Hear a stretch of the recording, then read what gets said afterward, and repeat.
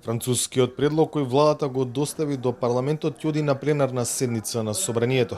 Така реши спикерот Џафери по денешната координација со представниците на пратеничките групи на која присуствуваше и вице-премиерот за европски прашања Бојан Маричич. Согласно деловникот, претседателот соодветно ќе информира за датумот за свикување на пленарната седница, на чишто дневен ред ќе биде информацијата за содржината на предлог преговарачката рамка, соопшти од собранието. Кога ќе биде тоа, за сега не се прецизира. Опозицијата останува на барањето формално да ја бидат доставени сите документи од предлогот, иако владата уште минатата недела го објави целиот француски пакет. Прво да добиеме материјал, да го разгледаме, да се вклучат сите чинители, затоа што реакциите гледате дека се се погласни и тоа не само од политички партии, да кажам, туку и граѓанското општество реагира. Добро е собранието да ги слушне сите чинители во општествениот живот во државата, па на крај да се носат заклучоци. Вака избрзани заклучоци знаете како завршуваат. На средбата е договорено пратениците од опозицијата да ги добијат материјалите кои ги барат и врз основа на кои треба да се изготват заклучоци.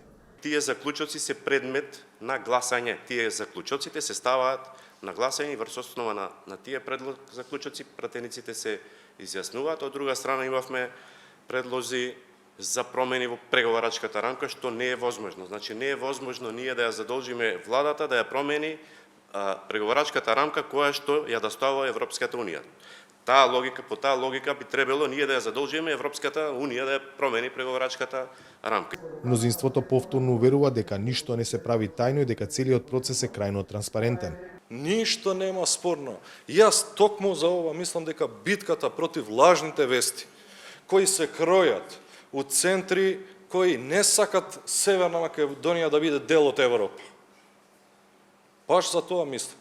Можеме да ја добиеме само со транспарентен начин, со транспарентна објава на сите документи. Не така е, господјо, зошто е така? Бидејќи се уште преовладува мислење дека македонскиот јазик не е загарантиран. Нели? А е загарантиран. Сега и за секогаш, ако го прифаќаме предлогот.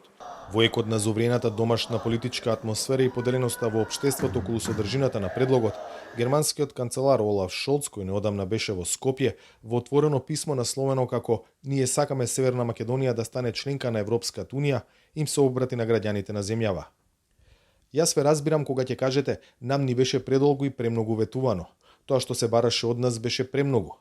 Јас го разбирам вашиот сомнеш дали со овој чекор на вистина ќе се отвори патот за влез во Европската унија.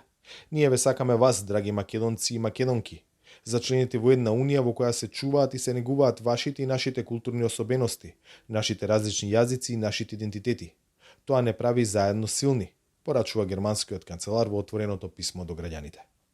За Гласот на Америка, од Скопје, Владимир Мирчевски.